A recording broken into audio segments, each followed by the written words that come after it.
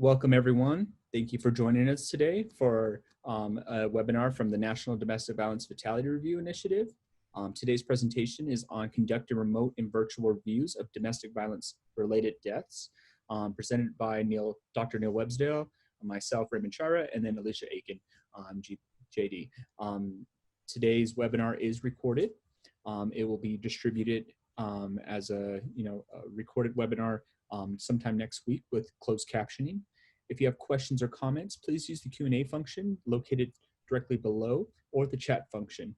At the end of this presentation, there's about 10 or 15 minutes left to answer these questions. Everyone is muted in this environment except for our presenters. So if you have those questions or comments, please use the Q&A function or the chat function. If you have technical issues or assistance you might need, please use the Q&A or please use the chat function, or you can contact me directly at chaira@nau.edu.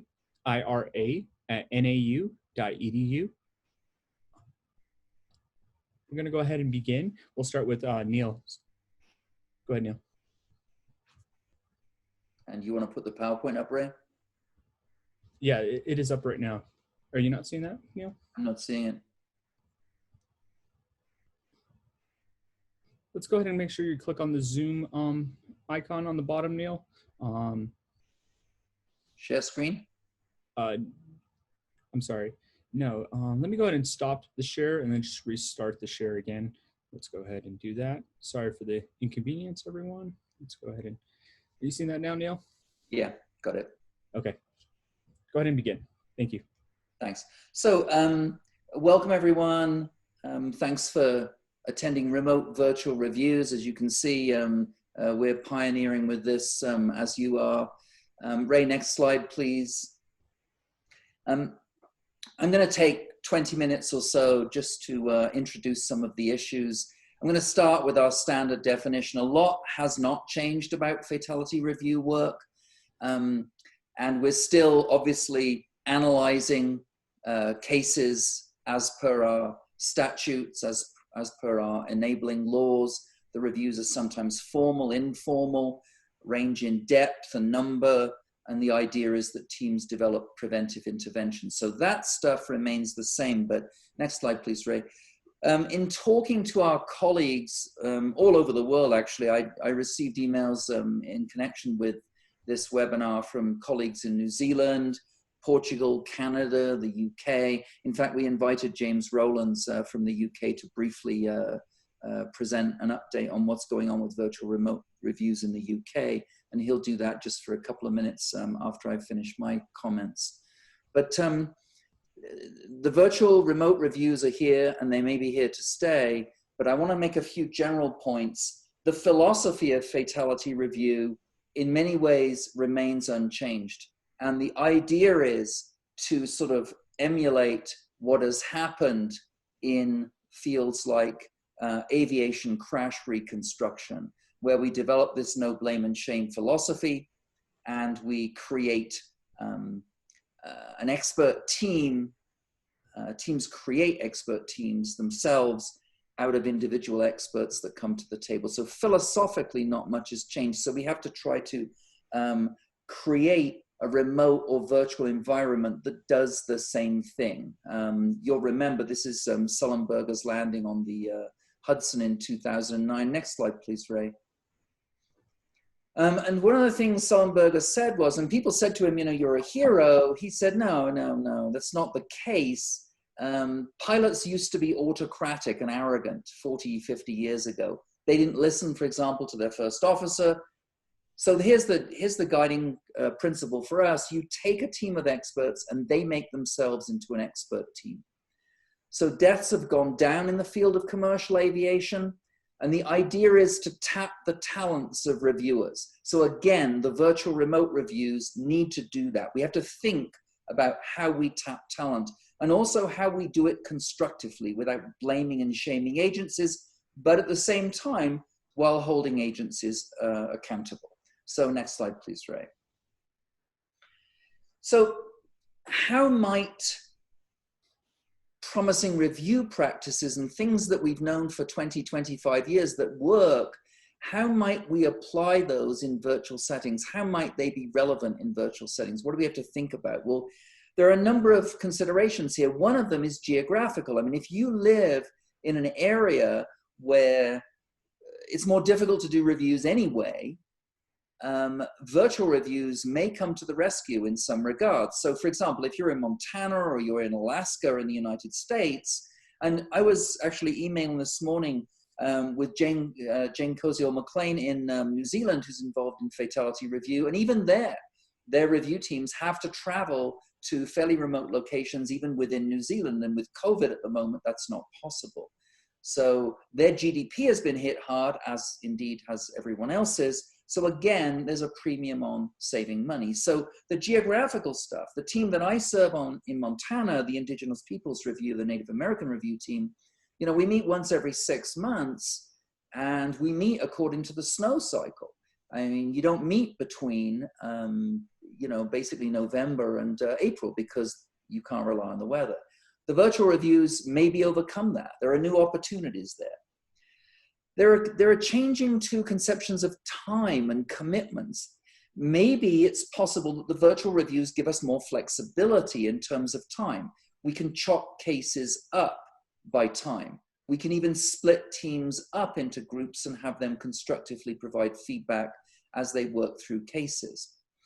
There are also what we refer to as issues regarding being present. I mean, one of the most difficult problems doing good fatality review is to be present with another human being, whether that be a family member, whether that be a member of an agency, whether that be an incarcerated felon who's committed intimate partner homicide, whether it be a battered woman who was nearly killed, if your statute allows you to do those things.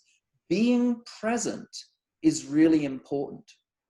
And when we do that presence piece virtually, I think it's incumbent upon teams to think about the implications of that. Do we get closer? Do we not?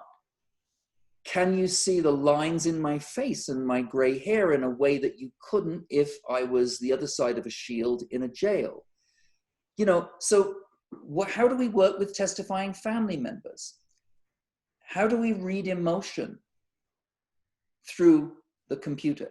There may be a tendency to think that virtual reviews are worse, or they're a good second best or something. But I think it really forces us to think about what our presence means, what the implications are. I mentioned this earlier, but we found this in our training with mock reviews, is that when we divide teams up, you take a team of 20, you split them into 2 groups of 10, and you have them work the case in parallel and then come together to share their findings. We found that works really well with mock reviews. Next slide, please, Ray. So case selection with virtual remote reviews, we are finding becomes more of an issue. We have to think about the length of the case, for example, and the amount of time we're willing to spend. Now, some teams, many teams have told us, we don't want to sit in a chair at home for more than 2 to 3 hours at a Zoom call or at a Google Meets call. We don't want to do that. 3 hours, for example, is our max. Others have said, well, we can go longer than that as long as we have breaks. But you need to decide that. So if you've got a case that has 100 or 200 pages of script, that's one thing. But I was emailing with Peter Jaffe up in Canada earlier on today, and Peter was telling me that, you know, they get anywhere from 500 to 3,000, 3,500 pages of script of documentary material when they do their reviews. So if you share that information remotely, securely, that's a lot of information. So how do you do that? Do you have 3-3-hour blocks of time to review that amount of material? Do you have 3 6-hour blocks? How do you do that? So you have to be more deliberative about the methodology.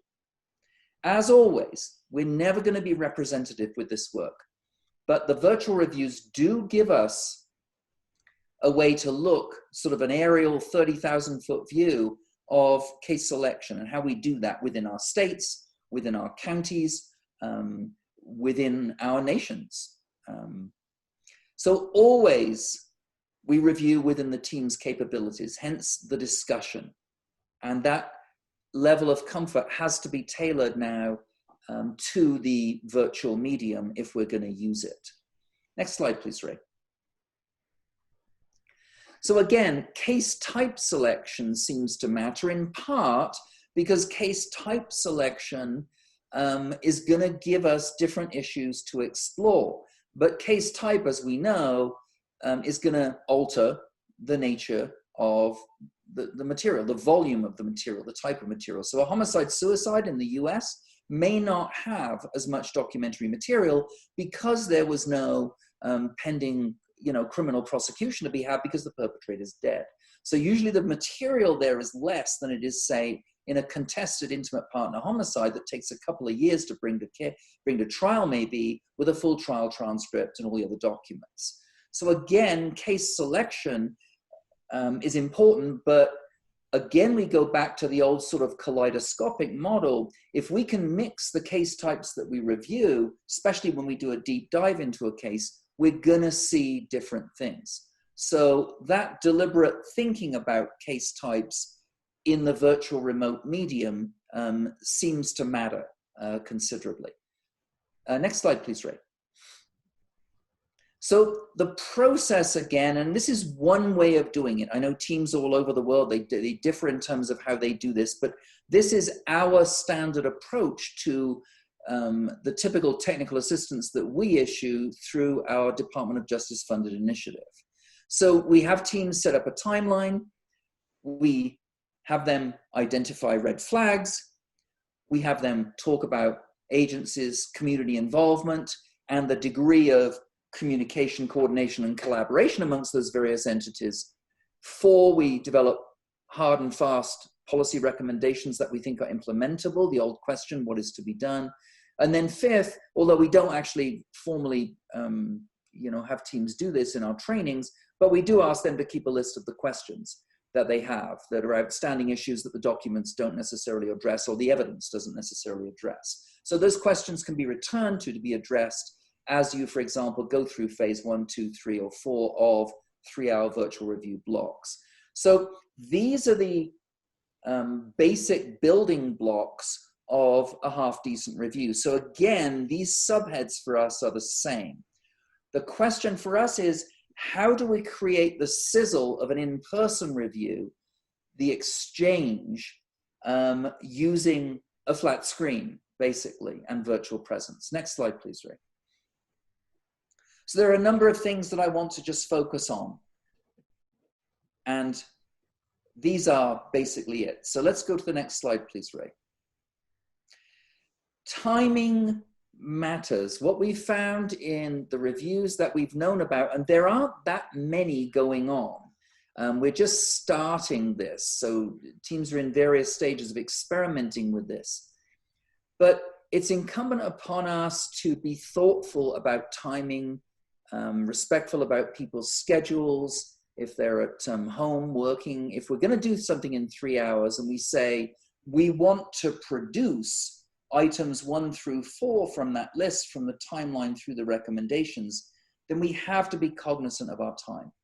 Whether it's 3 hours or 9 hours in 3-hour blocks, timing precision is important. Let me give you an example of what we've developed when we do our mock review trainings so that folks get their feet wet. We say to them, set aside a 3-hour block of time. We'll give you a de-identified case. We give them, say, 10 pages of single-space script to read in a case. They read it before they come to the review session, the mock review session.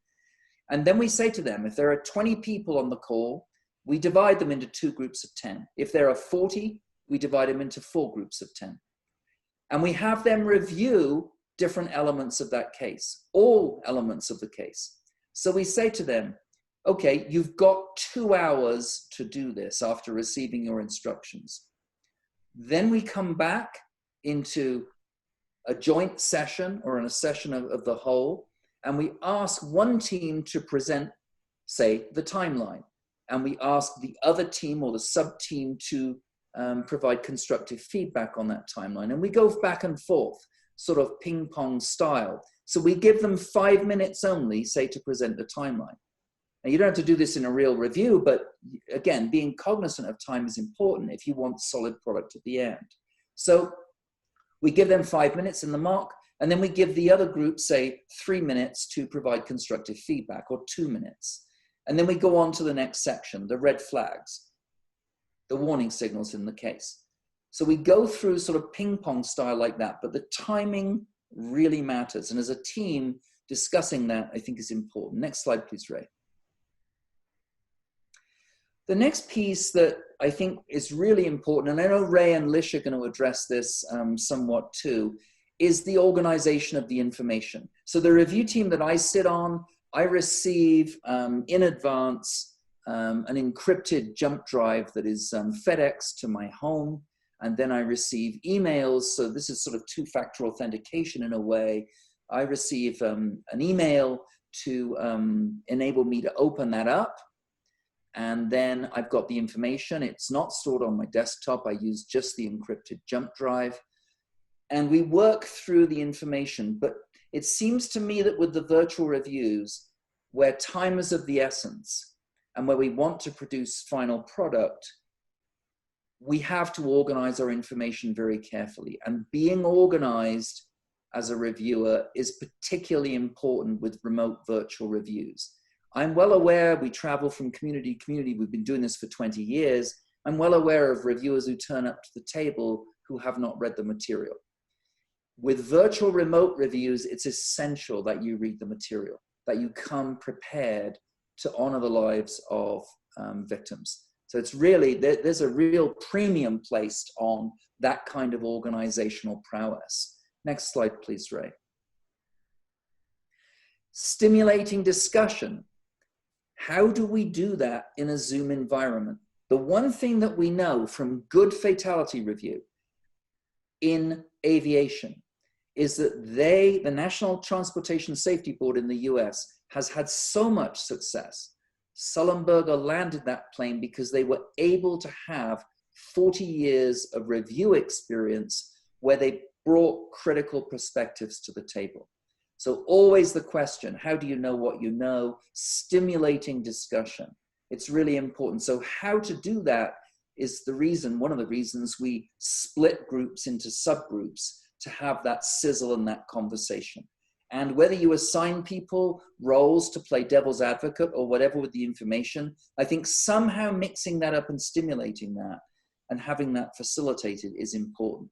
When we break groups up, we break them up and we give a person the role of facilitator. We give the person the role of recorder to record the information and present it. We actually have people basically craft timelines on Excel spreadsheets or on a whiteboard. For example, if you're using Zoom, you can use the whiteboard and write on that. And we have folks do that and then present that information. So at the end of the review, they've got the 4 sections and they've got stuff written down. It's pretty useful. But that stimulating discussion is key. Your facilitator in that subgroup needs to be able to make sure that they tap all the talents. Next slide, please, Ray. Perfect segue into tapping talent. I know this is a corny slide, but this is essential. In this age of polarization, where sometimes people claim that they're afraid to speak, asking the question, how do we know what we know? So that we get everyone's perspective at the table is really, really critical. We want the judge, we want the advocate, we want the law enforcement officer to tell us what they think so that we can mix those things up. Just like we want to know from the mechanic, the person who distributed drinks on a plane, who could see the wing from a different angle, the co-pilot, the pilot, etc. We want that mix of perspectives. So getting there online, remote and virtually is a real challenge. But again, teams ought to think about how to do this. Next slide, please, Ray. We want feedback loops, and I've already mentioned this, but building that in deliberately, either by splitting teams up. So when we do a training, we did a training recently with a group in Alabama where we split them up into 4 or 5 different sub-teams and had them come back and critique constructively each other's work. Building feedback loops in essential. Next slide, please, Ray. Now, how do we do this with family members who've lost a loved one? How do we do this with someone who's almost been murdered? How do we do this with potentially a perpetrator in a prison? I'm currently waiting on a case in Washington State on an interview that I'm doing with an offender in prison. And, you know, how will this happen over a remote virtual medium? Thinking about that, working with key informants, asking them about their comfort levels. I did a Zoom call recently with 2 family members who lived next door to a couple who'd unfortunately lost their lives in a familicide case. So talking with that husband and wife was a very long, draining interview. And I find that these interviews virtually are as draining as they are when we go in person. And it's a strange, strange interface. Next slide, please, Ray. So careful preparation is key. Careful preparation is key.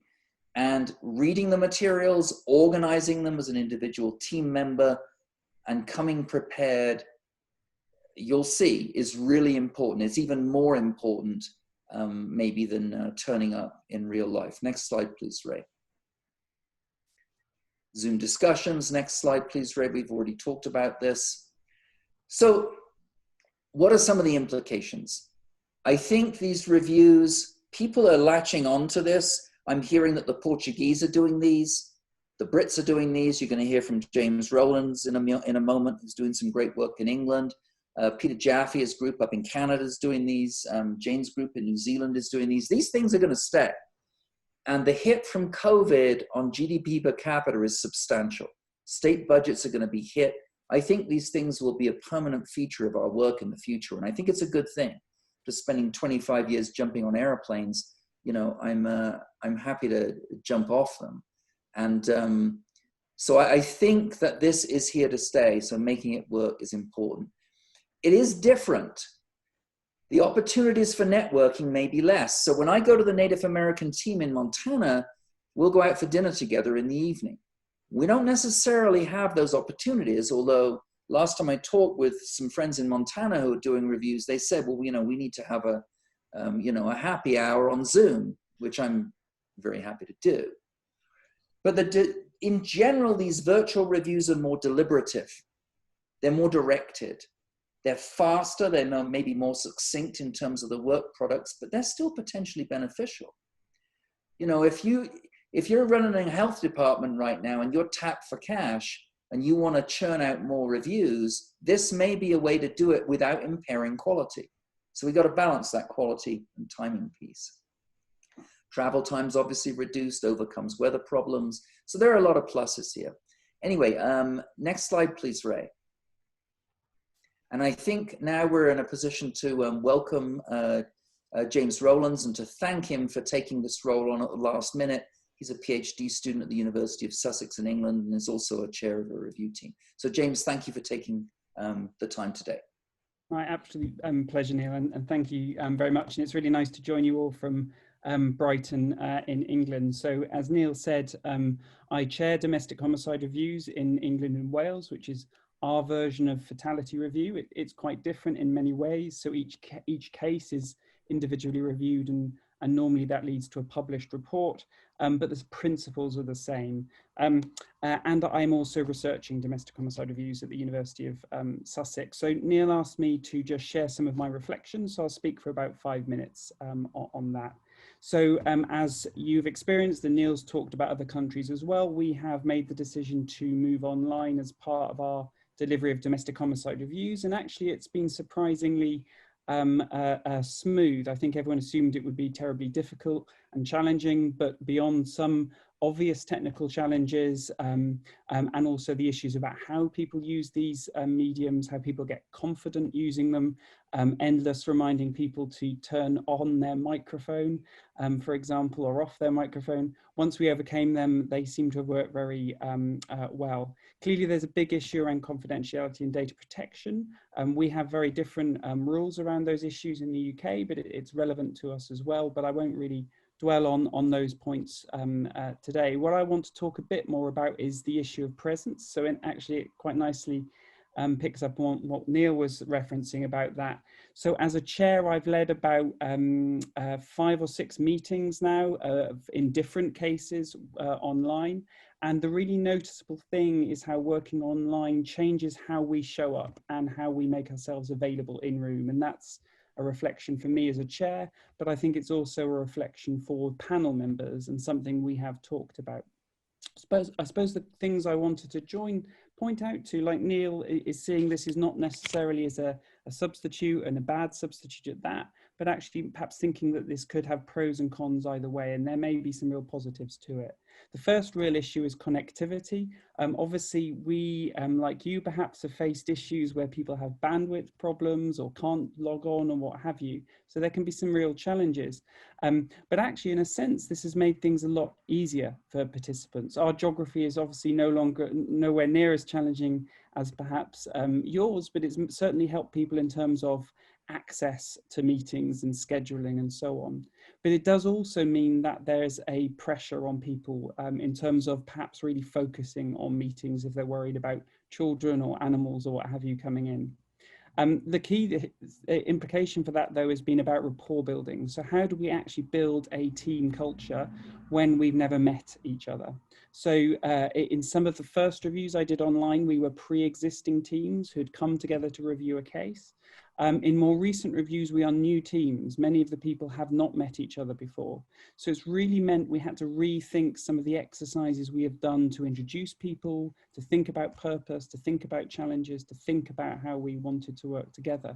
And actually people have really embraced that. And Neil's touched on some of the technical solutions to that. So things like breakout rooms, or in our case, we had some pre-meets where we had small groups coming together the week ahead of time and then brought the whole panel into that space. But it can be difficult, I think, that rapport building. That leads to my third point, which is about this idea of space. And I think one of the things we've really learned is we need to, and certainly I as a chair, need to think about how I create a culture where people are confident to step into the space online. So people are suddenly having to do very different things. They can't really rely on eye contact in quite the same way, or those non-verbal cues, although sometimes you can see those. So they're having to learn how to raise their hand, how to just try and speak and risk talking over someone else, or perhaps use the comment box. So there's been something about permission giving in a lot of our meetings. So being really open that we're going to try something different, and people are being encouraged to try that. And it doesn't really matter if people make mistakes. What's important and is that everyone has the chance to speak. The other thing, of course, linked to space is about intimacy. We're suddenly in each other's bedrooms, living rooms, whatever room it is they happen to have. And I think that has real implications. So in some levels, we're much closer to each other than we were before. But in other levels, it's still very distant. You know, you're still 2D when you used to be 3D. And if we've got a panel of 15 people, you're a tiny icon on the screen unless you're talking. So there's something really interesting about that distance that can be between us as panel members, even online. And I think that makes, as a final kind of key reflection for me, us need to think about how we think about victims' journeys. So we're there to talk about a victim of a homicide or a suicide, and we're there to honor their lives and memorialize them as well as learn. And there's something really important about our potential remoteness online, which we need to think about. And how do we not let that remoteness also carry into how we think about the victim? So I noticed in some of our early meetings, it became very easy to drop some of the things we used to do to remind us about who we were talking to constantly return to their experience. So I think perhaps it's worth remembering how we check in constantly about who we're talking about and why we are there. But to conclude, I think broadly, our experience of reviews online is there a mix of challenges and opportunities. But the key thing, I think, is that the response is as much about your existing foundation as the fatality review as it is the new medium. So if you've got those foundations right, the medium is just something you're using to adapt as you go, rather than being a fundamental challenge. And that's me. Thank you, James. So we're going to jump into technology concerns, and this is going to be more of a technical piece component to the review teams and how we would use these video conferencing platforms, you know, whether it be Zoom or Microsoft Teams or Google Meet or whatever that case may be. Just some thoughts and concerns and comments on what technology we'll be using. So we're first going to dive into it. So how do we safely use these video tools? Are we, you know, making sure that we are providing adequate, safe environment for, you know, sharing information across these video conferencing tools? What does it mean to be encrypted or HIPAA or any of those pieces when we're hearing about these video conferencing tools? Which software is the best? How do I determine which video conferencing tool that I will use? You know, is it whether it's just the free version, or is it a paid version, or am I using it because my, you know, government or my company is using that piece? Is my internet even fast enough? You know, if you're using Netflix or, you know, those type of video repository media streaming sites, you should be able to handle any type of bandwidth restrictions on top of like a Zoom platform or any other video media and conference platform.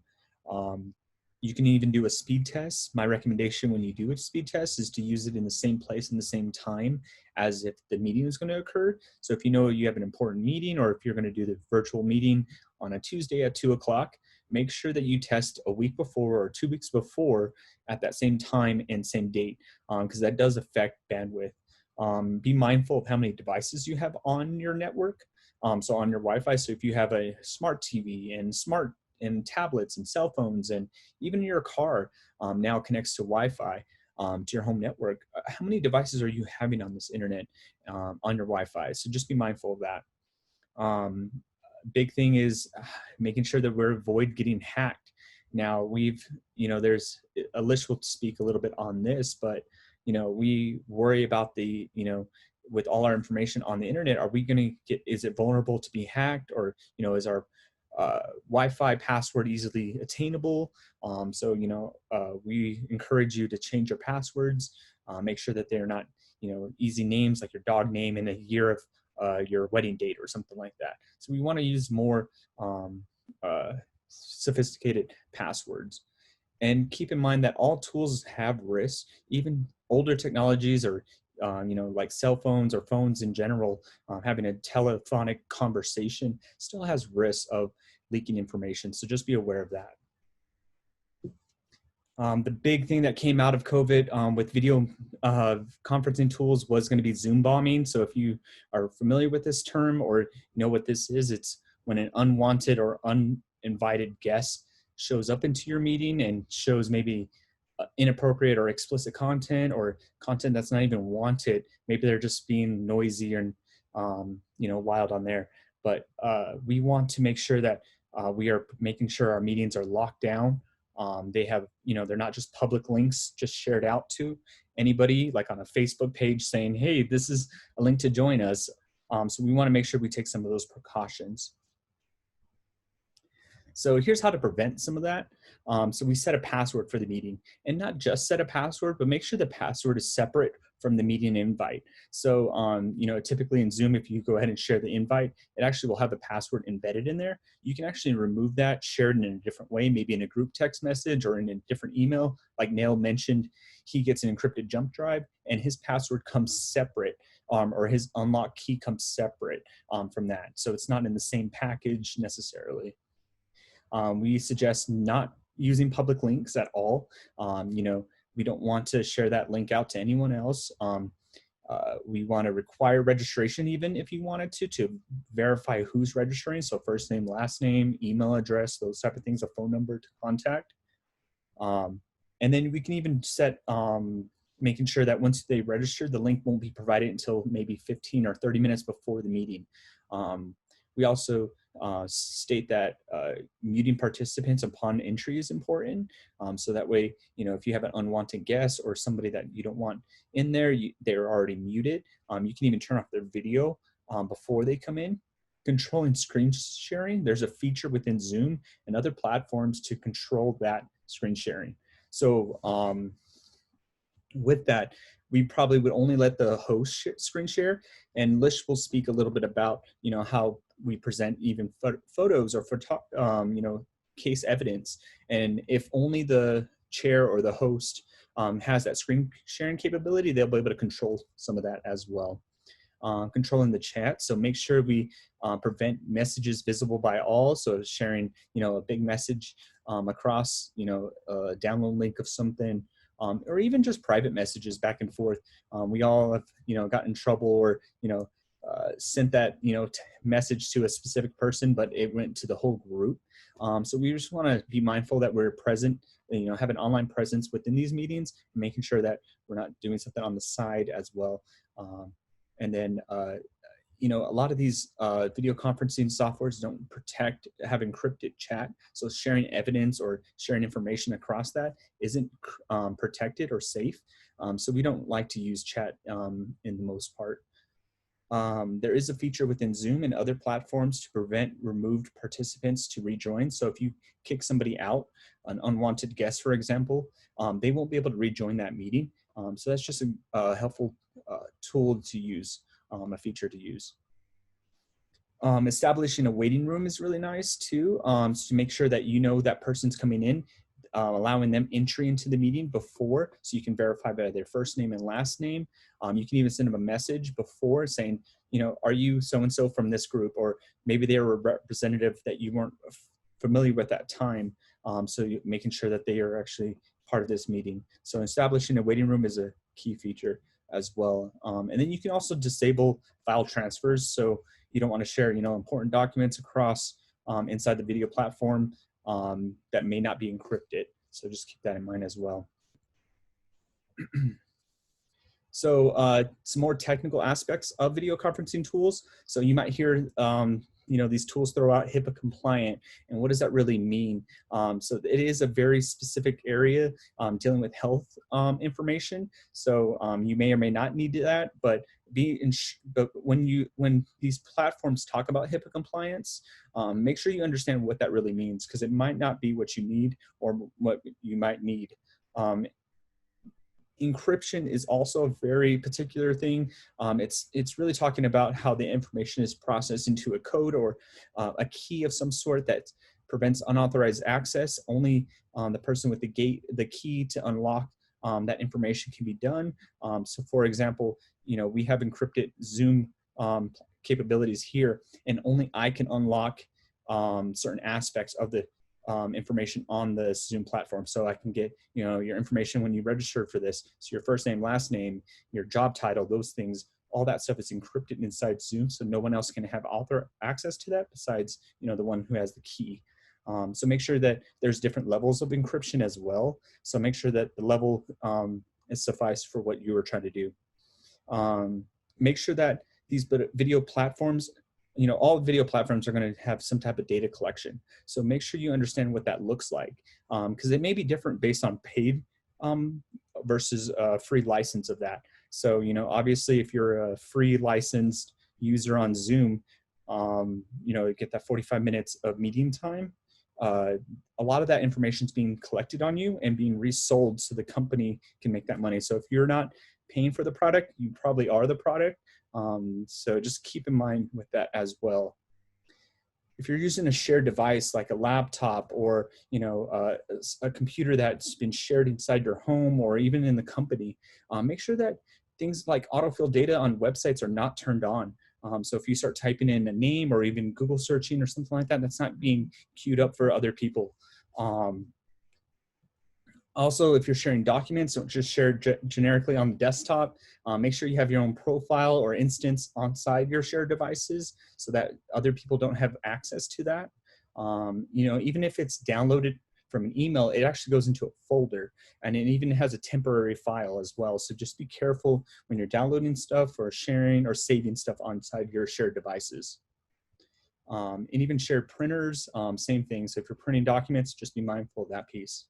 And then think about accessibility as you're going through choosing these devices, these video conferencing platforms. What kind of accessibility offers? Do they offer closed captioning? Do they offer, ASL or something like that? Do they provide, transcripts afterward? Because those all can be useful, even if you don't have the disability that, to address the accessibility concern. You can still use the transcripts for future reference as well. I would like to say that not one tool is best for all cases. So, you might use a tool for one case and then switch over to a different tool. Also, there's new products and new features coming out, constantly. So that maybe one tool that lacked a feature now has that feature. But we do reference the techsafety.org website, which is, under the National Network to End Domestic Violence. And they provide a digital service vendor checklist to go over, some questions you might not know or be aware of when selecting a product. So it's very important to vendor checklist to check that out. Read the data collection and privacy policies on their websites. You might not understand it completely. So reference somebody that's in tech, or maybe get clarification from the vendor itself. And understand that this information does change, so check often. So, Zoom back in January had very different privacy policies than it did now because of COVID. So just understand that and check often, or have somebody else check for you. And just as a reminder, NDVFRI does not endorse any applications or products or, programs. We simply just offer the, idea of which products are out there. And then again, this information does change, so it might affect what product you might choose. So the big key ones, Zoom is out there. We've probably already heard it. We are using Zoom currently. There's also Google Meets and Microsoft Teams, and both platforms actually have capabilities of single sign-on, or some type of company group. So you might have a license for Microsoft Word and PowerPoint, and so you might be able to easily add on Teams, or your company might already have that availability. Same thing with Google. So you might have a Google Suite and then just add on Google Meet. The other option I would like to reference is Groovio. It's a smaller company, but it has a lot of security features behind it. Very similar to Zoom and such, where you don't need an account to sign in or log in. It's very user-friendly as well. All these video platforms are computer and mobile friendly, so you can use it on your desktop, your laptop, your iPad, your mobile device of some sort. So you just have to download the application. All these platforms do have screen sharing capability, in-chat features, document or file sharing, and then a lot of them do. Each of these have some type of encryption, HIPAA compliant feature that you may have to add on, and then they all have some type of privacy statements or policies that they include that you may want to reference.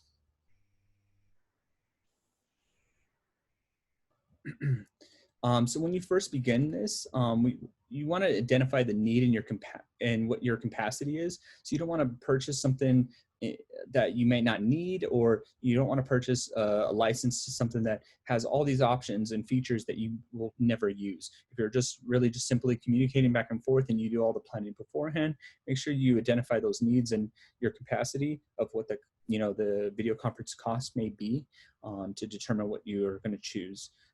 Again, determine the budget and your cost analysis. So each of these may have a per month user or per month fee associated to it, or even a yearly cost. And it might be cheaper if it's a yearly cost. So just keep that in mind as well. And then again, free is not really free. So if the product is offering it to you for free, most likely you are the product, and then they are using that data that they're collecting on you to resell to recoup that cost. So you can access the different tools. So create a checklist, read trusted reviews, understand that, Google search, or, just a simple, reading a few articles on what that product looks like in the news, not just on Facebook or Twitter or something like that, but actually read trusted reviews. Even ask for a demo. So you can reach out to these groups and say, I would like to see your HIPAA compliant version of this, or your encrypted version of this product, so I can test it and review it. When you're implementing this, so once you've determined what video conferencing software you would like to use, we encourage that you test it and test it again, and maybe even test it a third time. Like James Rowland just mentioned that he had a pre-meeting, so you can set up a 15-minute call, say, hey, we're just gonna make sure everyone can join, get comfortable with this tools, make sure you know how to use the chat function, how to raise your hand in the virtual environment, how are we talking to each other in this meeting, to just determine and fill out how this is gonna go, getting comfortable with it. Again, test and test again.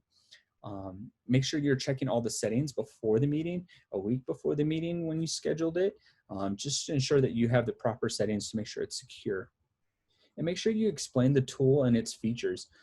So not everyone might not know how to use the Q&A function. So make sure that you can go through it, or make sure that you know how to mute your phone or mute your microphone, or mute your video feed. So how to do those things to turn them off. Maybe you have multiple cameras or multiple mics and you can switch between them. Make sure that people know how to use those features. And then reassess. So once everything is completed, reassess what went well, what didn't go well, and then get help as needed. So you may be able to reach out to an IT person or research why that didn't work, or why was there an issue behind that. I did wanted to talk about a few takeaways that we've had from our virtual mock reviews. Our group in California, specifically Hunter Costa, has created meeting protocols around these video meetings. So they've adapted to their, their team rules, making sure that the confirmation of upholding the confidentiality and privacy is shared on all documents and information discussed in the meeting. So they reconfirm that at the meeting. They also have requirements for the tech equipment they're using, and making sure that it's a secure space inside their home or wherever they're meeting at. So it's not in the kitchen where everyone else can hear, or maybe it's in a room where it's being shared frequently back and forth for children might come into the room. So they do put these requirements on there. They also have a very specific protocol on how they distribute the meeting link. So like I mentioned before, they make sure that the meeting link is not distributed until 30 minutes before the meeting, ensuring that there's less risk of that being out and a potential Zoom bomb or an unwanted guest in that area. Other key takeaways we found out is to use, the best experience is using a computer or a laptop, a designated computer and laptop, and not a mobile device. Mobile devices do have different UI functions in there. So the user interface inside the tablet or a mobile phone is very different. It's touchscreen enabled. So it's a smaller screen. So there's going to be different areas for the mute and unmute and chat function. So we advise using a computer or a laptop. We encourage the use of webcam, obviously, that helps promote a presence inside these virtual environments. So you can see everyone, you can see what they're doing. But with that, we also encourage that, people can step away or turn off their video feed as needed if they have something going on or something like that. We encourage using a headset whenever possible. That helps mitigate the information being shared out. So it's not just on the computer speakers, it's within a controlled environment inside the headset. And then most headsets do have a microphone, a designated microphone that picks up better than your computer microphone, for instance. Making sure that your software is up to date, including operating system, any software application that you're using in that environment. So if you're using Excel, make sure that's updated.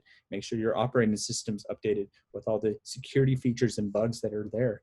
That's what these operating systems are doing. It's not to put a burden on you. It's to make sure that any leaks or bugs or any software issues that are vulnerable is fixed. So make sure we are updating our system. Complete a video test prior to the meeting. We've already mentioned this before.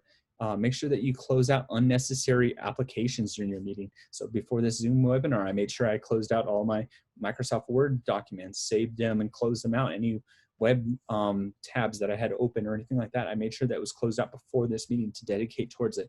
And that helps mitigate, the need to look over to the other side and check something else out on a different web page on Amazon or something, for example. We encourage to use a secure and distraction-free space. So you're not going to the doctor and on a phone call, a video call, driving, for instance. We're making sure that we're in a secure space, having, you know, a closed door, whatever that looks like in your area, making sure that any notes is secure as well. So if you're taking notes, you have your pen out and taking notes on your desk, making sure that that's also secure in some fashion. And then from there, I'm actually going to give it to Alicia Aiken to talk about the privacy and confidentiality inside the virtual meetings. Thank you, Ray. Thank you so much. It's interesting. Every time I hear you talk about this, I'm reminded, right, of things that I can do and should do. And I cannot recommend enough the speed tests that Ray talked about, because after learning about it from Ray, I went and did it, found out how bad my speed was, did a little research. All I did was move the router to the other side of a desk and doubled my speed without spending a dime. So his tips are incredibly useful in life, as well as for doing virtual reviews. So next slide, please. I know a lot of people on the call, but just as a quick introduction, I'm an attorney. I've been working with survivors of violence for 25 years, and I work closely with the Family Violence Center at ASU on fatality reviews. I also work closely with the National Network to End Domestic Violence on that techsafety.org website, and we are constantly trying to keep up with understanding the technology. I have developed a subspecialty in informally deposing the sales team for various tech providers to try to understand what they're offering and to keep track of the changes. So, so for those reasons, Anil and Ray asked me to talk about confidentiality and privacy and the law. So next slide, please. And I think that often, people don't always like having lawyers tell them what to do, but in times of deep uncertainty, we think let's just ask the lawyers. I'm sure the law will tell us what to do or not do. Next slide. Here's the problem. When we're talking about using technology, the law is definitely a tortoise, and technology is definitely the hare. And it's in fact the hare in a vehicle. It's moving that much faster. So every time sort of we try to think about how do we use technology today and what does the law say we can or can't do, it is often a square peg, round hole problem, because the language even that they're using, the imagination in the law of how the world works no longer matches the technology that we're using. And that's just a reality. I'm not sure democracy is intentionally slow sometimes so that theoretically we're thoughtful about changes that we make, and technology is intentionally try things and see what happens, right? The motto at, I believe it's the motto at Facebook used to be move fast and break things, and they didn't say things. They have reformed that. They have learned what it looks like to grow up. But this is my way of saying, whenever we think about what does the law tell us to do in regards to technology, we have to go back to fundamental principles. Next slide.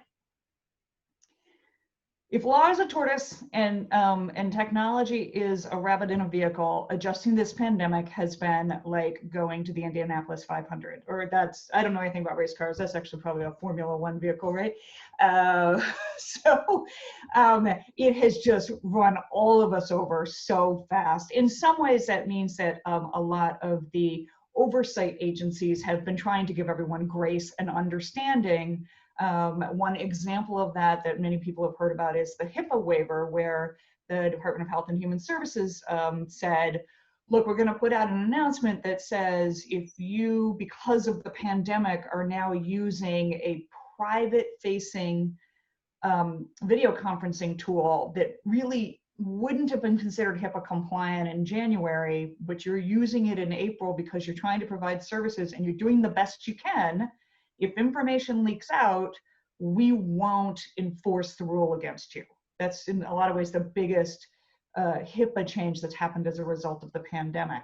But other laws move slowly and have not changed or announced any adjustments. So the Violence Against Women Act regulations on confidentiality, professional privilege and ethics requirements have not changed because of the pandemic, even though we've all made a very fast shift in how we're using technology.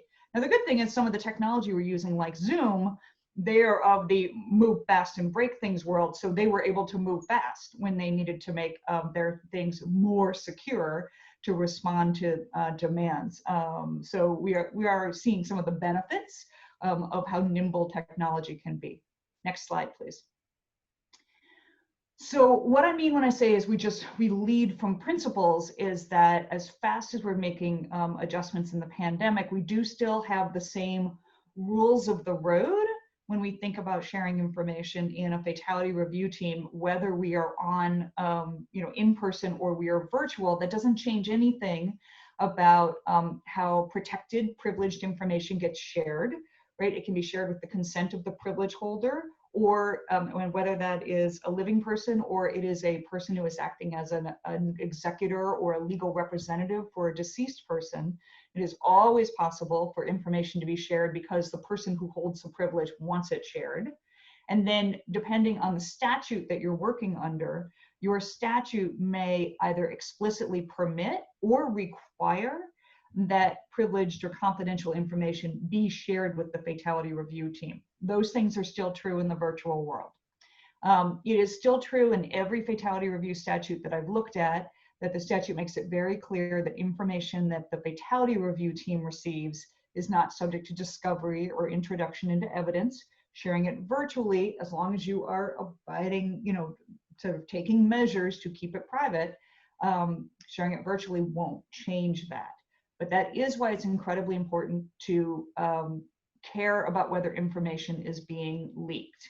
And that is where we get itchy in the virtual world, because we feel like we know how to avoid the leakage of information when we all gather together in one hotel conference room and we close the door and we physically know who's in the room.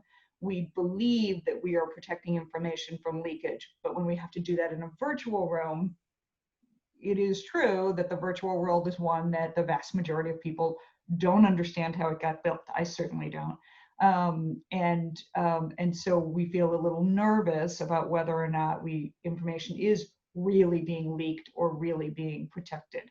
It is incredibly important that we are both protecting information and displaying that we are protecting information. I often say performing privacy, and I don't mean performing in a negative sense. I mean in a way where we are really naming what we are doing to be private so that everybody who is involved feels safe, can trust in the process, can make themselves vulnerable, can share information so that we can take an honest look at what didn't work or what might have been gaps in our own organization's responses. But if we are privately nervous and itchy about whether or not the virtual world is safe, and we haven't, and the group and the leader of the group has not had the right kinds of conversation to reassure folks that information is safe in the virtual world, then you won't get any of the benefits of the privacy.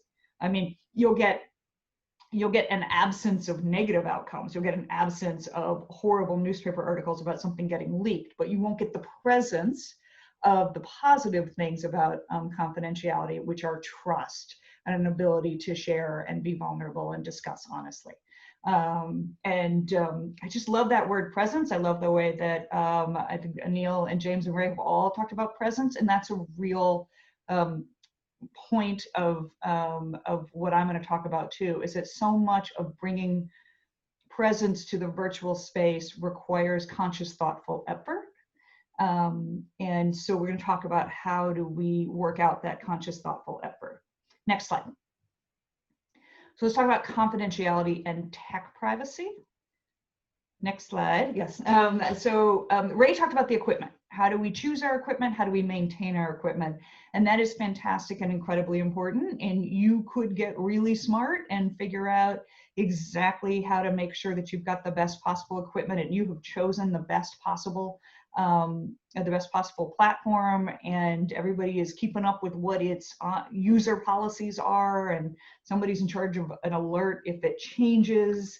And you're like, hey, we got this all sewn up. We are confidential. It's all going to be good. Next slide. You can still flood the house with perfect equipment by leaving the faucet on. And this is where user error is an incredibly important element of tech privacy. that is so often forgotten. In fact, when I used to work in a large legal aid, and every time I was having a problem with my computers, I would call the IT department, and they would walk me through several steps, most of which had to do with me and something I had probably done incorrectly. And that solved it almost all the time. And I said, gee, I'm sorry, once again, it was my fault. And they said, don't worry about it. 90% of computer problems are between the ears of the user. And that was helpful for me because I realized how important it is to think about, how do I use the technology? How do I physically interact with it? And how do I interact with it in my space? So in other words, how do I make sure the faucet's on when it should be and off when it should be? Next slide, please. So in some ways, I think the most complicated privacy issue that we are all dealing with is shared spaces. And Ray and James have both touched on shared space issues. I am just going to reinforce this once again. You may or may not have had an office or a cubicle, depending on your workspace before, but you have a general sense that the people around you do the same kind of work that you do. They are in your, what I often talk about as a confidentiality circle. And so generally you don't want them to hear what you're doing, but if they do overhear, they're still in your professional privilege confidentiality circle. If you are in your home space, you are similarly, I hope, with people who you trust and you feel like you are in a unit with, and you understand each other and you talk to each other, but they are not in your professional circle. So as much as you love and trust the people that you share your home with, they are not part of your professional space, which means you actually have to be shielding information from them, which feels weird. I'm living it right now. We have 2 lawyers and 2 teenagers trying to function out of the same building. So you have to think about, can other people hear or see what I'm doing? And I worked from home before the pandemic, so I have an office. So I didn't think this was an issue for me. I'm like, you all can figure out where you're working from, but I have an office, I'm closing the door. And a month into the pandemic, I made the mistake of gossiping about my teenage son in my office, at which point I discovered that my teenage son could hear everything I had been saying for the last month from his Xbox station on the couch. Right? I didn't know because I had never shared space with him in that way before. So you got to run tests. What does it sound like when you're in which space? Do you need to ask people who you are living with, I need you to clear out a little bit, or I'm going to need to find a different spot where I truly can't be heard. Same with, can other people see you? Secure your paperwork. If you are printing anything, if your team has decided that that's an appropriate thing to do, then you got to control the paper. You got to get it off the shared printer, and you got to file it in a safe space. And that doesn't have to mean a locked space, because you're living with people who you know and trust, and you can set up boundaries with that don't have to require a physical lock. They can just require, this is my corner, I'm putting these things inside a folder, and I'm asking you all, don't open them, right? Update your Wi-Fi password. This is a little bit on the technical side, but I, recently came to understand that the Wi-Fi passwords that are issued by the factories when you get your router, while they seem very long and complicated, and I assumed that meant they were safe, they're actually figure outable by people who are really invested in trying to hack. So if you choose something that is more personal to you and uses good password practices, then you're going to be in a better situation. I'm going to reiterate what Ray said. Update those patches on your phone and your computer, whatever machines you are using. Every time you see a news story about, about vulnerability discovered in iPhones, and then you see a news story the next day, it says Apple fixed it. Well, if you don't download the patch, Apple didn't fix it for you. So you have to pay attention to that stuff. Even though I hate downloading the updates because it changes the way my phone looks, and I am at that cusp generation where I use the tech, but man, just once I get used to it, don't change it. Again, it's technology, they're gonna change it, but if you don't go along for the ride, you're gonna end up being a security risk when you didn't mean to. And as Ray said, set up a separate work user space on shared devices and have a different password, and don't tell your family the password. Right? I mean, they, you know, my family thinks I'm a little bit uptight, but they don't know my password to my instance on the computer. And if they would, you know, really, really want to get in to do something, we have a separate one set up for the family. So those measures are important. But again, it's surprisingly complicated to set up those kinds of boundaries with your friends or your roommates or your family, because they're like, but don't you trust me?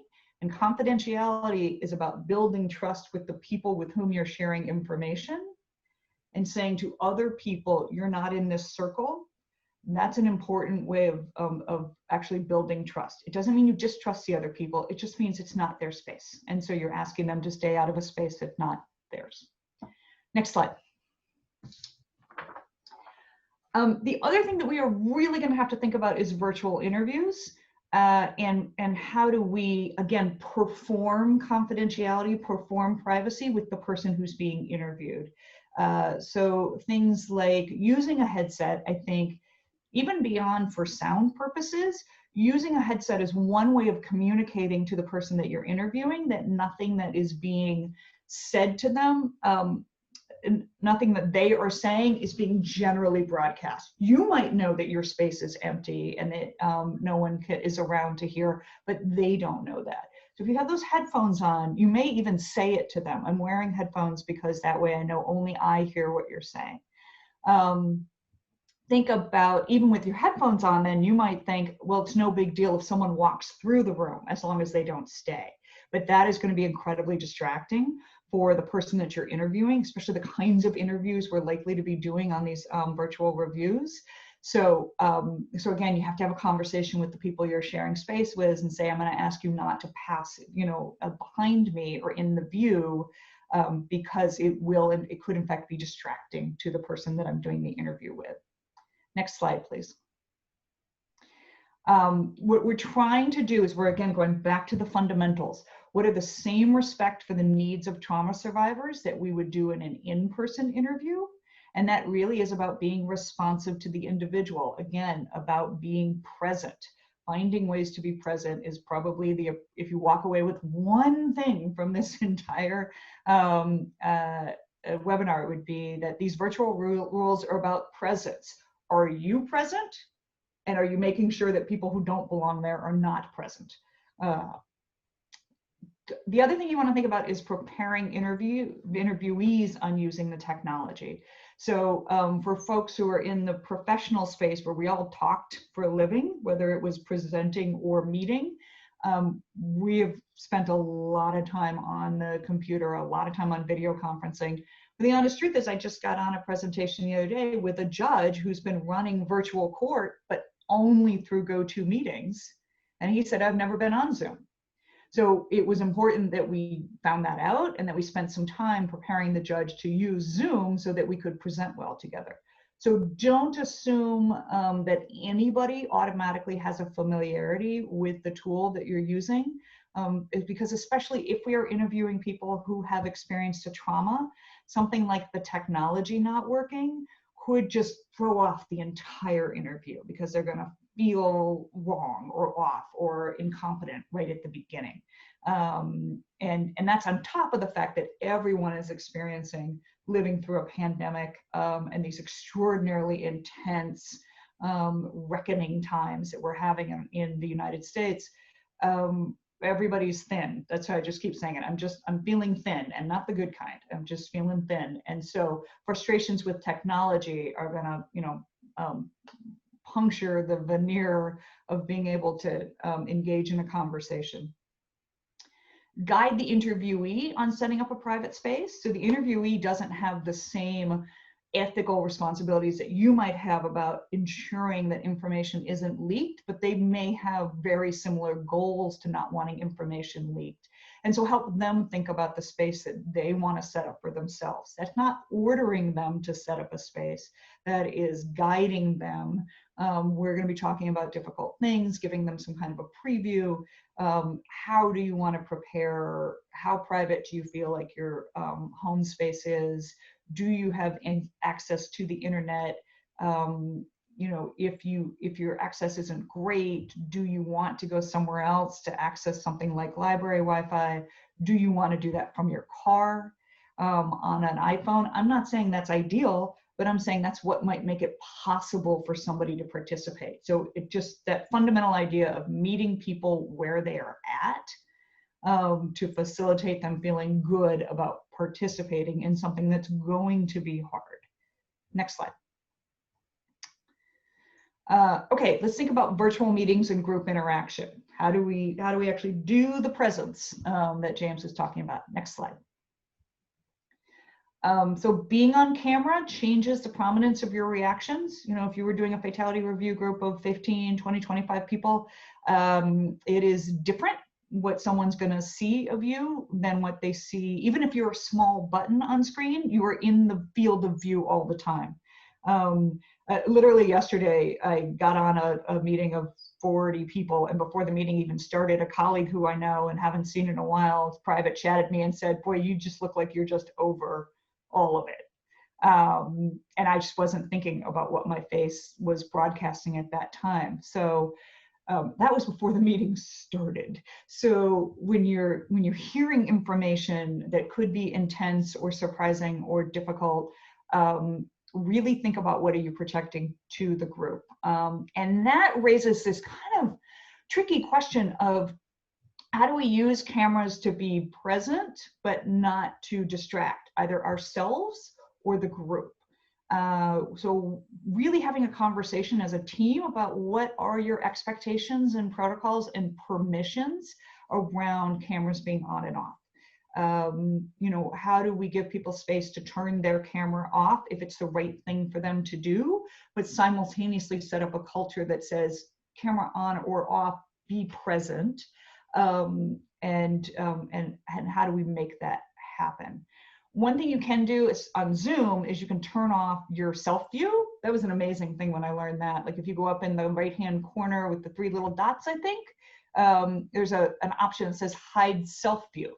So if seeing yourself distracts you, you can turn yourself off. If seeing yourself helps you know what you're presenting, then you can keep yourself on, right? That's a nice thing about the technology. There are a lot of choices I wouldn't have had in an in-person meeting, that if I was feeling a thing and it was on my face, I wouldn't have been allowed to just put up a sheet of paper in front of my face. There were definitely times, I often tell this story in law school, I had a very, how do you even describe, cantankerous and a slightly belligerent criminal law professor who liked to talk about anyways, it was a long story. But apparently my face broadcast all of my frustrations about his attitudes on rape culture, and I would get called on every single time. And I would say, I didn't say anything. And he would say, oh, yes, you did. So one of the benefits of being virtual is that we may actually have a little more control about, is this something I want to be presenting to the group right now or not? Next slide. So you may well be in a position where the fatality review team is looking at graphic images because it's appropriate to what you're doing. So first off, ask that question. Is it appropriate? Is it helpful? Do we need to? If you are a leader who's controlling the screen and you're going to put it up on the screen, tell people it's coming. If you think about it, it's a very different thing when photos maybe are being passed around a room. You know it's coming. You have a little moment to prepare. So tell people if something's going to happen, just give them a heads up, and then really think about how long it needs to be up on the screen. You know, if you work in an area where part of your job is looking at graphic images, you can get a little bit desensitized to them. And I've seen presentations where prosecutors who were trying to make a very important point would put a graphic image of somebody who had been horribly injured by their partner up on a giant PowerPoint screen and leave it up there for an hour while they were talking. And it wasn't necessary or helpful, and it ended up being distressing. So really making thoughtful choices about what is the appropriate time. Have a group agreement or understanding about the use of screenshots. So this is a perfect example about the difference between the technology that we provide and how an individual might use it. Because you might say, we're going to put images up on the screen and we're not giving them to you because we don't want to distribute them in the world that way. We want to control them. But once you put it up on someone's screen, anybody can take a screenshot, which is then stored on their machine, which they then have a responsibility to manage. So have a conversation about what is the appropriate use of screenshots, if any. And then again, if graphic images are going to be up, then it's really not about that face-to-face conversation in that moment. Give people explicit permission to mute their own camera if that's appropriate or helpful to them. Next slide. And so that screenshot question is really about ground rules. This is about ground rules too. How are you going to interact with each other in this platform? How do you know who contributes next? It is harder to figure out than it is in person. How will you use or not use chat? I would highly discourage private chat. I am guilty of having screwed up private chat recently in a large group meeting about a difficult topic, and frankly, it harmed our ultimate goal because I was private chatting with someone and she accidentally sent her response to the entire group, and it was snarky. And because that was the tone of the conversation we were having, and I wish it hadn't happened, and we don't private chat anymore. But what we do is private text. Now, I'm being really honest with you about what we do and how we're living this moment, and that's a volunteer gig. You know, when we private text, it is taking us away from the meeting. And so have some ground rules discussions. Private chat, you run the risk of leaking information to the group, but side text, anything multitasking on your phone is going to make you less present. And so how do we just really have these explicit conversations where we say to people, we want you to be here. We want you to be fully here when you're here. And if you need to step away because you are sharing space with family members who actually need you, or you are feeling overwhelmed by what you're seeing and you need a break from it, or you just got to get a glass of water. Give people explicit permission to step away completely so that then it is more reasonable for them to be fully present when they're here. And when we're fully present, then there is less risk that we will leave the faucet on and make those user errors where we end up leaking information unintentionally. Next slide. Is how do you contact us for questions? So that's our, we are serving up that we now have an opportunity for everybody on the webinar using the Q&A in the chat to ask questions, but you are likely to have questions as you're going forward or as you process what we've talked about today. And so there's the email information for Neil and for Ray and for me if you have follow-up technical assistance questions that you want to ask. And I'm going to hand the baton back to Ray. Thank you again. Great presentation from Alicia Aiken and Neil Websdale, of course, and then the additional comments that James Rowland was able to provide was great.